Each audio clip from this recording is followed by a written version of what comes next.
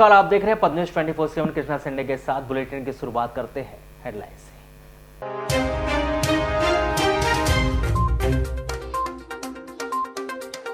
पोषण आहार घोटाले को लेकर महिला कांग्रेस ने फूका शिवराज सरकार का पुतला।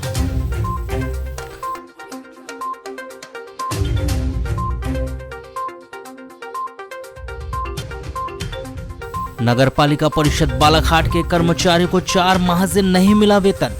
नगरपालिका कार्यालय अधीक्षक बोले, चुंगी प्रतिपूर्ति की राशि आने पर किया जाएगा वेतन का भुगतान। सुपरफास्ट ट्रेनों का स्टॉपेज और 4 लोकल ट्रेन शुरू करने की मांग को लेकर चांगोटोला क्षेत्र के सैकड़ों ग्रामीणों ने किया सांकेतिक धरना प्रदर्शन। शासकीय नौकरी लगाने के नाम पर ठगी करने वाला फरार चौथा आरोपी हुआ गिरफ्तार।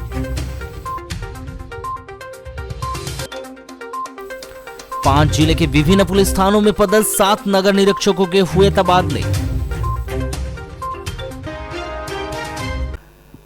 पुलिस मुख्यालय भोपाल के द्वारा सोमवार को पुलिस निरीक्षकों के स्थानांतरण के आदेश जारी किए गए। सहायक पुलिस महानिरीक्षक के द्वारा जारी किए गए इन आदेशों में करीब 15 पुलिस निरीक्षकों को इधर से उधर किया गया। इसमें बालाघाट जिले के विभिन्न थानों में पदस्थ करीब 7 निरीक्षकों को 2 वर्ष की काल अवधि के लिए अन्य जिलों में पदस्थ किया गया है, तो वहीं विभिन्न जिलों में पदस्थ करीब 5 निरीक्षकों का स्थानांतरण आगामी 2 वर्ष की कालावधि के लिए बालाघाट जिले में किया।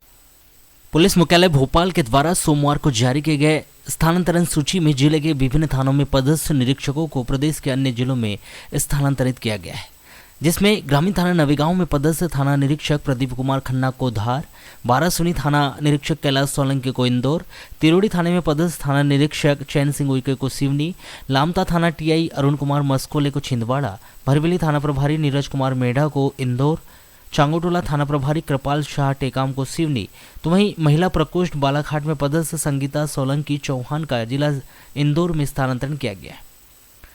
पुलिस मुख्यालय भोपाल के द्वारा जारी की गई सूची के अनुसार जिले के विभिन्न थानों में पदस्थ 7 निरीक्षकों का स्थानांतरण अन्य जिलों में किया गया है, तो वहीं अन्य जिलों के विभिन्न थानों में पदस्थ 5 थाना निरीक्षक बालाघाट आ रहे हैं, जिसके अनुसार जिला खरगोन से गहलोत सिंह सेगलिया, जिला अलीराजपुर से दिनेश कुमार सोलंकी, जिला इंदौर से मनीष डाबर, जिला अलीराजपुर से पीशु सिंह डामोर, तो वहीं जिला खरगोन से प्रकाश वास्कले का बालाघाट स्थानांतरित किया गया है।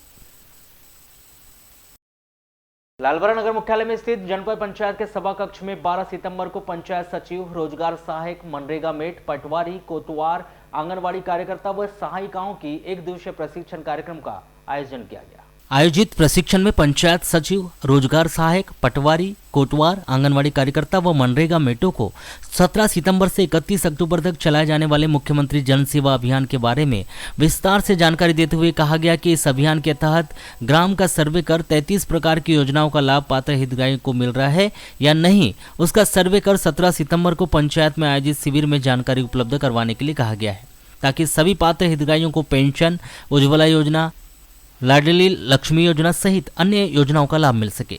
सर्वे का कार्य पंचायत के द्वारा तैयार किए जाने वाले सर्वे दल के द्वारा किया जाएगा, जिसमें पंचायत सचिव, रोजगार सहायक, आंगनवाड़ी कार्यकर्ता, सहायिका, पटवारी, कोटवार व मनरेगा मेट शामिल रहेंगे, जिनके द्वारा अपने अपने ग्रामों के ग्रामीणजनों से डोर टू डोर संपर्क किया जाएगा और इस सर्वे के दौरान हितग्राहियों के लिए समग्र आईडी, आधार, मोबाइल नंबर लेने के लिए कहा गया है। ये प्रशिक्षण है मुख्यमंत्री जन सेवा अभियान के तहत प्रशिक्षण लिया जा रहा है। 3 चरण में रखे हैं हम प्रशिक्षण। कौन कौन आया बैठक में? बैठक में आए हैं, पीसीओ आए हैं, सचिव आए, जेआरएस है, पटवारी है, आंगनबाड़ी कार्यकर्ता, आशा कार्यकर्ता और मेट है, सक्षमधारी है, यानी ग्रामीण क्षेत्र के जितने अमला कर्मचारी अमला है, पटवार भी है उसमें। बार बार आवेदन निवेदन करने के बाद भी सुपरफास्ट एक्सप्रेस ट्रेनों का चांगोटोला नगरवाड़ा में स्टॉपेज नहीं दिए जाने और क्षेत्रवासियों को जबलपुर से गोंदिया के लिए 4 लोकल ट्रेनों की सौगात न मिलने से चांगोटोला क्षेत्र के कई गांवों के लोग काफी नाराज हैं, जिन्होंने अपनी मांगों पर अब तक कोई सुनवाई नहीं होने पर ऐतराज जताते हुए सोमवार को नगरवाड़ा रेलवे स्टेशन के समीप सांकेतिक रूप से प्रदर्शन कर रेल मंत्री के नाम ज्ञापन सौंपा है। क्षेत्रीय रेल संघर्ष समिति परिक्षेत्र चांगोटोला नगरवाड़ा के बैनर तले सौंपे गए इस ज्ञापन में और सांकेतिक प्रदर्शन में जहां स्थानीय लोगों ने लोकल ट्रेन शुरू न होने पर अपनी नाराजगी जताई, तो वहीं उन्होंने सुपरफास्ट एक्सप्रेस ट्रेनों का स्टॉपेज नहीं दिए जाने पर ऐतराज जताते हुए रेलवे प्रशासन के खिलाफ जमकर नारेबाजी की। वहीं उन्होंने स्टेशन प्रबंधन को रेल मंत्री के नाम ज्ञापन सौंपकर उनकी इस मांग को 1 माह के भीतर पूरी कराए जाने की गुहार लगाई। जहां क्षेत्रवासियों ने स्पष्ट कर दिया कि यदि 1 माह के भीतर उनकी मांगें पूरी नहीं की जाती है तो आगामी 12 अक्टूबर को क्षेत्र के 200 गांव के ग्रामीणों के द्वारा रेलवे पटरी पर बैठकर धरना प्रदर्शन किया जाएगा। वहीं उन्होंने 12 अक्टूबर को उग्र आंदोलन कर रेल मंत्री और प्रशासन का पुतला दहन करने की भी चेतावनी दी, जिन्होंने स्पष्ट किया कि यदि 12 अक्टूबर को किए जाने वाले उग्र आंदोलन के बाद भी उनकी मांगें पूरी नहीं की जाती है तो क्षेत्रवासियों के द्वारा आमरण भूख हड़ताल भी की जाएगी। ये ट्रेन रोकने के लिए किए हैं और ट्रेन मतलब चालू हो, कम से कम हमको 4 ट्रेन मिलना चाहिए। कहाँ से कहाँ के लिए? जबलपुर से गोंदिया। हमें चाहिए कि हमें जबलपुर और बालाघाट ट्रेन चालू होने को होना। हमारे बच्चे पढ़ने लिखने वाले हैं और हम भी कभी हमको बीमार हुए तो हमको हॉस्पिटल की सुविधा नहीं है तो बालाघाट जाना पड़ता है और हमें दवाई सब बालाघाट में कराना पड़ता है इलाज, इसलिए हमें बहुत दिक्कत हो रही है। और अभी देखो तो हम रक्षाबंधन में हमारे भाई जबलपुर में रहते हैं, हम यहाँ पुल टूट जाने से हमने भाइयों के कलाइयों में राखी भी नहीं बांध पाए हैं। देखिए, पिछले 15 वर्षों से यहाँ की जनता ब्रॉडगेज को लेकर बड़े ही उत्साहित थी और ये उम्मीदें की जा रही थी कि आने वाली पीढ़ी इस ब्रॉडगेज में सफ़र करके अपनी समस्याओं का खात्मा करेगी और बड़ी लाइन में सफ़र कर पाएगी। लेकिन बड़े ही दुर्भाग्य के साथ कहना पड़ रहा है कि रेलवे लाइन तो बन चुकी, साथ में मालगाड़ी भी दौड़ना शुरू हो गई, अडानी अंबानी के लिए माल भी ढोया जा रहा है। उसके बाद जनता के लिए कोई भी यात्री ट्रेन नहीं चलाई जा रही है, ये सबसे बड़े दुर्भाग्य की बात है। हम लोगों ने आज हमारे लगभग 70 गांव के जनप्रतिनिधियों के साथ हम लोगों ने पूर्ववत, इसके पहले भी पूर्व में, जैसा अभी स्टेशन मास्टर जी ने बोला कि हमारा आधा अधूरा ज्ञापन था, तो झूठ बोल रहे हैं हमसे। पूरे मीडिया के माध्यम से मेरी हर जगह बात हुई, नागपुर भी मैंने सेंड किया, DRM कार्यालय और GRPB और सभी को कि 12 सितंबर को हमारा बृहद आंदोलन होगा, लेकिन शांतिप्रिय होगा। इस पूरे मामले को लेकर की गई चर्चा के दौरान नगरवाड़ा स्टेशन प्रबंधक के द्वारा क्षेत्रवासियों से प्राप्त हुई ज्ञापन से रेलवे विभाग के आला अधिकारियों को अवगत कराने और क्षेत्रवासियों की मांग रेलवे मंत्रालय तक पहुंचाने की बात कही गई। असंवेदनशील तो नहीं है, कुछ समस्याएं जरूर हैं जिसको पूरा किया जा रहा है और जितनी जल्दी हो गई हो जाएगा। और आपका ज्ञापन को भी हम बाई चैनल पहुंचाएंगे ऊपर तक और आपकी मांगों को बताएंगे और जितनी जल्दी हो जाएगा समस्याओं को सुधारा जाएगा। नगर पालिका परिषद बालाघाट की योजना शाखा के तहत संचालित योजनाओं का लाभ हितग्राहियों तक पहुंचाने व सही तरीके से योजनाओं का क्रियान्वयन करने के लिए सोमवार को नगर पालिका के हॉल में कर्मचारियों को प्रशिक्षण दिया गया। इस दौरान योजना शाखा के सभापति मानक बर्वे ने बताया कि आज के इस प्रशिक्षण के बाद 13 सितंबर से लेकर 16 सितंबर तक प्रशिक्षित कर्मचारियों के द्वारा वार्ड का भ्रमण कर सर्वे कार्य किया जाएगा और हितग्राहियों की जानकारी एकत्रित करने का कार्य किया जाएगा, जिसके बाद 17 सितंबर से 30 अक्टूबर तक योजना शाखा की विभिन्न योजनाएं, पेंशन योजना, राशन कार्ड, व्यापार से संबंधित योजनाएं, आवास योजना समेत अन्य योजनाओं की जानकारी हितग्राहियों को देकर उन्हें योजनाओं का लाभ दिया जाएगा, जिससे कि कोई भी पात्र हितग्राही इन हितग्राही मूलक योजनाओं से लाभ से भी वंचित न रह सके। उन्होंने बताया कि नगर पालिका परिषद के तहत 33 वार्ड आते हैं और इन सभी वार्डों में प्रत्येक घर तक पहुंचकर योजना शाखा की योजनाओं का लाभ पहुंचाने का कार्य किया जाएगा। प्रशिक्षण शिविर के दौरान नगर पालिका अध्यक्ष भारती सुरजीत सिंह ठाकुर, उपाध्यक्ष योगेश बिसेन समेत अन्य पार्षदगण व कर्मचारी मौजूद रहे। वारासिवनी थाने में पूर्व में दर्ज रेलवे व फॉरेस्ट की नौकरी लगाने और फर्जी प्रमाण पत्र देकर ज्वाइनिंग कराने के एवज में रुपए लेकर धोखाधड़ी करने के मामले में पुलिस ने चौथे आरोपी आनंद पिता रतनलाल गोंडाने को गिरफ्तार कर 12 सितंबर को न्यायालय के समक्ष पेश किया। प्राप्त जानकारी के अनुसार वर्ष 2021 में प्रार्थी प्रहलाद पारदी निवासी चंदोरी वार्ड नंबर 8 वारासिवनी के द्वारा वारासिवनी थाने में शिकायत देकर FIR दर्ज कराई गई थी। उसको वारासिवनी निवासी जगदीश खरे ने कमलेश रंगारे और मिलिंद रंगारे के साथ मिलकर सरकारी नौकरी रेलवे व फॉरेस्ट विभाग में लगाने का झांसा देकर लाखों रुपए लिया गया। वहीं फर्जी प्रमाण पत्र देकर विभाग में ज्वाइनिंग करने का है, वह प्रमाण पत्र भी पूरी तरह से फर्जी निकला। इस प्रकार से उक्त तीनों के द्वारा मिलकर ठगी की घटना की गई। जिसमें पुलिस के द्वारा वारासुनी निवासी जगदीश खरे, लालवरा पांडरवानी निवासी मिलिंद रंगारे और लालवरा बघोली निवासी कमलेश रंगारे के खिलाफ भारतीय दंड विधान की धारा 420, 468, 471 और 120 बी के तहत अपराध पंजीबद्ध कर गिरफ्तारी की गई थी, जिसमें कमलेश पिता कैलाश रंगारे उम्र 38 वर्ष निवासी लालबरा बघोली फरार चल रहा था, जिसे 1 सितंबर को पुलिस ने गिरफ्तार कर पुलिस रिमांड पर लेकर पूछताछ की गई। उसके द्वारा भंडारा महाराष्ट्र निवासी आनंद पिता रतनलाल गोंडाने का नाम बताया गया था, जिसके बाद कमलेश को न्यायालय के माध्यम से जेल भेज दिया गया।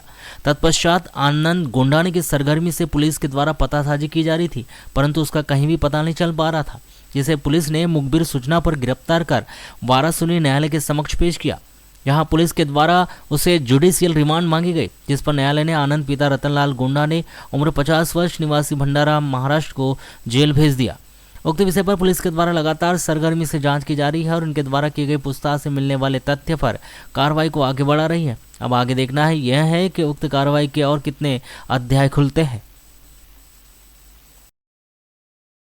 वारासुनी नगर के वार्ड नंबर 11 निवासी 30 वर्षीय स्नेह लिमजे की रविवार की देर रात सड़क हादसे में मौत हो गई।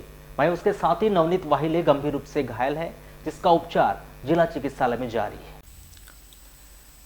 प्राप्त जानकारी के अनुसार नगर के वार्ड नंबर 11 निवासी सुरेंद्र लिमजे का 30 वर्षीय पुत्र स्नेह लिमजे वारासुनी निवासी नवनीत वाहिले के साथ अपने किसी काम से मोटरसाइकिल से जिला सिवनी के आगे गए हुए थे, जहां से देर रात करीब 2:30 बजे दोनों वापस हो रहे थे।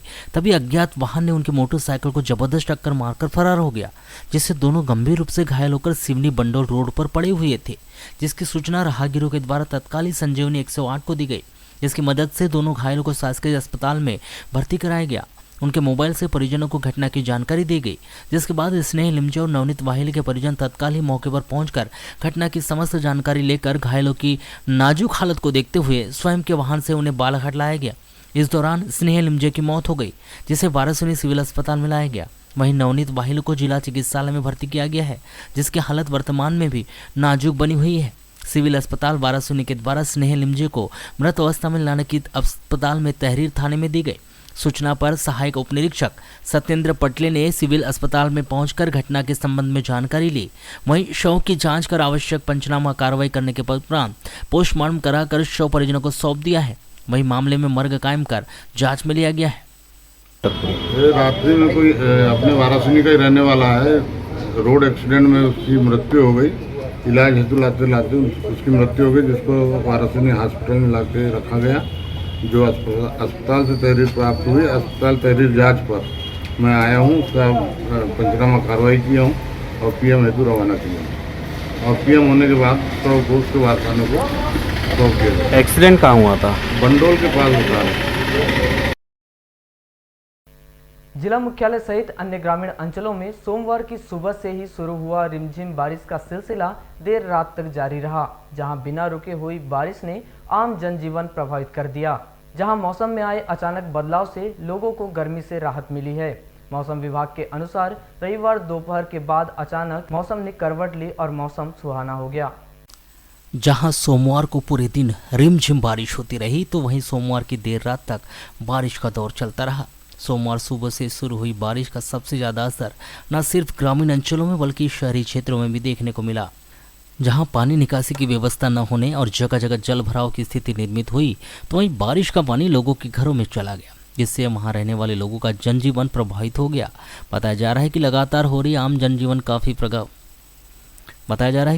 हो रही बारिश से आम जनजीवन काफ़ी प्रभावित हुआ है और जगह जगह लोगों को तकलीफ का सामना करना पड़ रहा है।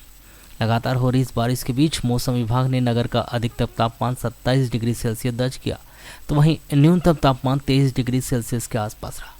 वहीं मौसम विभाग ने 13 सितंबर तक पूरे दिन बारिश होने और आगामी 10 दिनों तक मौसम के कुछ इसी तरह बने रहने की आशंका जताई है।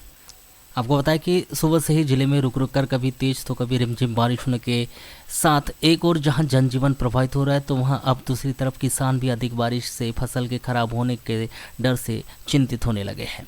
वहीं मौसम विभाग ने आगामी 13 सितंबर तक भारी बारिश होने की संभावना जताई है, जिससे स्थिति और भी गंभीर हो गई। बताया जा रहा है कि सुबह से रुक रुक कर बारिश हो रही है, जिससे कामकाज भी प्रभावित हो गए। वहीं खेतों में अधिक पानी होने से कीचड़ अधिक हो गया, जिससे फसल झुक कर गिर रही है। और फसल पर माऊ, तनाछेदक समेत अन्य बीमारियों का खतरा भी बढ़ गया है। मौसम विभाग के कृषि मौसम वैज्ञानिक धर्मेंद्र अगासी ने बताया कि मौसम विभाग भोपाल से प्राप्त जानकारी के अनुसार आगामी 13 सितंबर की सुबह तक 24 घंटे के दौरान बालाघाट, सिवनी, छिंदवाड़ा, मंडला, डिंडोरी, अनूपपुर में भारी बारिश की संभावना जताई गई है। इस दौरान उन्होंने खुले स्थान, पहाड़ी वाले स्थान पर रहने वाले लोगों से बचने की सलाह दी है। घर पर ही लोगों को रहने के लिए कहा गया है, जिससे किसी प्रकार की हानि न हो सके। सीएजी रिपोर्ट में पोषण आहार घोटाला सामने आते ही विपक्षी राजनीतिक दलों में इसका काफी विरोध किया जा रहा है। महिला कांग्रेस द्वारा मध्य प्रदेश की शिवराज सरकार द्वारा किए गए पोषण आहार घोटाले को लेकर सोमवार को विरोध प्रदर्शन किया गया। महिला कांग्रेस के कार्यकर्ता ग्रामीण जिला अध्यक्ष श्रीमती रचना लिल्हारे के नेतृत्व में हनुमान चौक के समीप स्थित कांग्रेस कार्यालय में लोग एकत्रित हुए, जहां उनके द्वारा पोषण आहार घोटाले को लेकर जमकर नारेबाजी करते हुए शिवराज सरकार का पुतला दहन किया गया। महिला कांग्रेस द्वारा पोषण आहार घोटाले को लेकर पुतला दहन किए जाने की जानकारी लगते ही पुलिस अमला मौके पर पहुंच गया। सीएसपी अंजुल अयंक मिश्रा और कोतवाली थाना प्रभारी कमल सिंह गहलोत महिला बल के साथ जिला कांग्रेस कार्यालय के समीप पहुंचे। पुलिस की मौजूदगी के चलते पुतले को पूर्ण रूप से जलने नहीं दिया गया और पुलिस द्वारा बुझा दिया गया। लेकिन इन सब के बीच महिला कांग्रेस द्वारा पुतला दहन करने एवं पोषण आहार घोटाले को लेकर शिवराज सरकार का विरोध करने का संदेश इस कार्यक्रम के माध्यम से भिजवा दिया गया। पुतला दहन कार्यक्रम के दौरान महिला कांग्रेस ग्रामीण जिला अध्यक्ष रचना लिल्हारे ने बताया कि आज उन्होंने शिवराज सिंह सरकार का पुतला दहन किया है। महिला बाल विकास विभाग में जो बच्चों के लिए पोषण आहार आता है वह महिला बाल विकास और शिवराज सरकार की देखरेख में वितरित होता है। सभी जानते हैं पोषण आहार कागजों में आता है। इस पूरे मामले की तहकीकात की गई तो पोषण आहार ऑटो रिक्शा और बाइक रिक्शे में आना पाया गया है। यह कहें कि पोषण आहार में शिवराज सरकार द्वारा डाका डाला गया। मासूम गरीब बच्चों के भोजन में डाका डालने का कार्य भाजपा सरकार ने किया है। महिलाएं सड़क पर उतर चुकी है। अब इस सरकार का विनाश बहुत जल्द निश्चित है।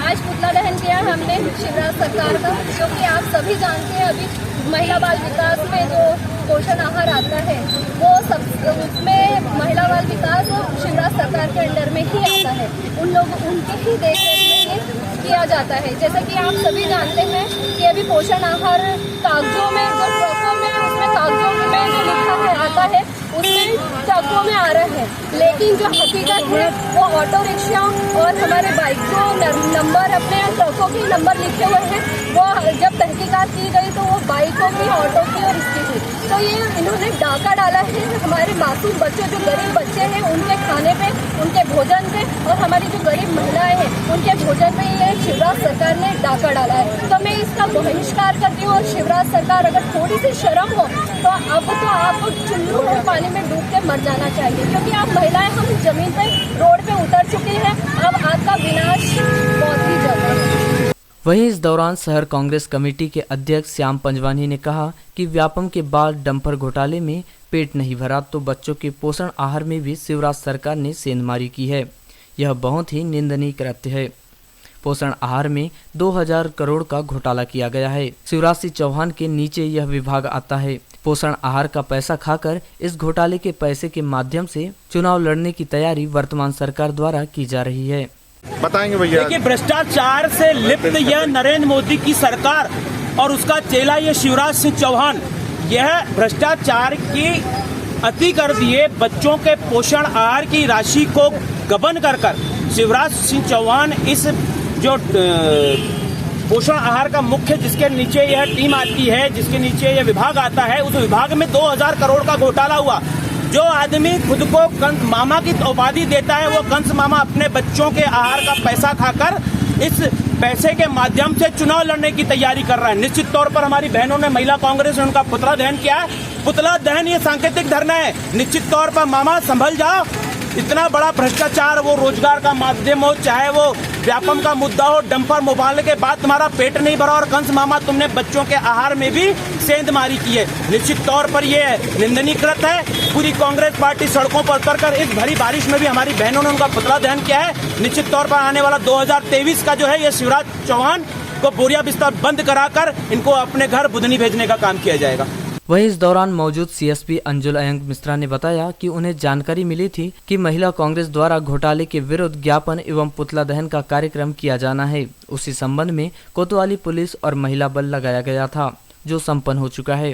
जानकारी मिली थी कि महिला कांग्रेस के द्वारा आज घोटाले के विरुद्ध ज्ञापन दिया जाना एवं पुतला जलाया जाना था, तो उसके संबंध में पुलिस की और महिला बल लगाया गया था और अभी कार्यक्रम संपन्न हुआ था। वारासिनी नगर के वार्ड नंबर 15 सिविल लाइन स्थित कोर्ट परिसर में रविवार को सिविल उत्सव समिति के तत्वाधान में ऑर्केस्ट्रा कार्यक्रम का आयोजन किया गया। यह कार्यक्रम विधायक प्रदीप जायसवाल, समाजसेवी संजय सिंह कछवाहा, समिति के संस्थापक सदस्य राजेंद्र कुहाड़, अध्यक्ष सलभ सिंह बैस सहित अन्य अतिथियों की उपस्थिति में कार्यक्रम का प्रारंभ किया गया, जिसमें गोल्डन आइस ऑर्केस्ट्रा नागपुर के गायकों द्वारा भगवान गणेश के भजन के ऑर्केस्ट्रा का शुभारंभ किया गया, जिसके बाद लगातार एक से बढ़कर एक 80-90 के दशक के भूले बिसारे गीत के साथ नए गीतों की शानदार प्रस्तुति दी गई। इस दौरान बड़ी संख्या में नगरवासी ने अपनी उपस्थिति दर्ज कराकर कार्यक्रम का आनंद लिया। इस अवसर पर सिविल लाइन गणेश उत्सव समिति पदाधिकारी सहित अन्य गणमान्य नागरिक मौजूद रहे। सोने मन में जल गई बाती, तेरे पथ में मिल गए साथी।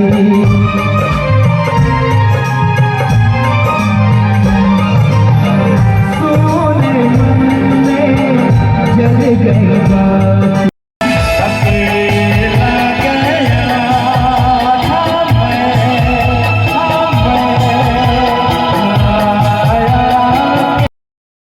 लालबरा नगर मुख्यालय से लगभग 8 किलोमीटर दूर ग्राम पंचायत बल्हारपुर निवासी 48 वर्षीय श्रीमती वन्ना पति अरविंद मेश्राम का शव 12 सितंबर की सुबह पुलिस ने कुएं के अंदर से बरामद किया है एवं पोस्टमार्टम करवाकर शव परिजनों को सौंप दिया है और मामले की जांच की जा रही है।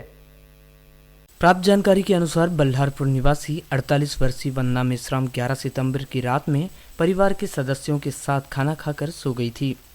जब परिवार के सदस्य ने रात करीब 4 बजे उठे और देखे तो वन्ना मेश्राम बिस्तर पर नहीं थी, जिसकी आसपास पतासाजी की, परंतु कुछ पता नहीं चला। जिसके बाद मकान के पीछे स्थित कुएं के पास जाकर देखा गया तो वह कुएं के अंदर दिखाई दी, जिसकी सूचना तत्काल पुलिस को दी गई। पुलिस 12 सितंबर की सुबह घटना स्थल पर पहुंचकर ग्रामीणों की मदद से शव को कुएं से बाहर निकाला गया एवं आवश्यक कार्रवाई की और शव को सामुदायिक स्वास्थ्य केंद्र लालबर्रा लाया गया। महिला की पोस्टमार्टम रिपोर्ट आने के बाद ही महिला की किस कारण से मौत हुई है यह स्पष्ट हो पाएगा। समय बदला, सत्ता बदली, पर नगर पालिका की हालत अब तक नहीं बदले। शायद यही वजह है कि लाख कोशिशों के बावजूद भी नगर पालिका की वित्तीय स्थिति मजबूत नहीं हो पा रही है और आमदनी अठन्नी, खर्चा रुपया जैसी बरसों पुरानी कहावत आज भी नगर पालिका की वर्तमान स्थिति पर एकदम सटीक बैठ रही है। जहां जरूरत से ज़्यादा नियम के विरुद्ध कर्मचारियों की भर्ती तो कर ली गई है, लेकिन अब उन कर्मचारियों को वेतन मानदेय देने में प्रशासनिक अधिकारियों के पसीने छूट रहे हैं। वहीं आमदनी कम और खर्चा अधिक होने के चलते शासन की स्थिति भी डगमगा गई है। शायद यही वजह है कि नगर पालिका में कार्य करने वाले दैनिक नियमित और विनियमित कर्मचारियों को पिछले 3-4 माह का बकाया वेतन या मानदेय भुगतान नहीं हो पाया है, जिसके चलते उन्हें भारी परेशानियों का सामना करना पड़ रहा है।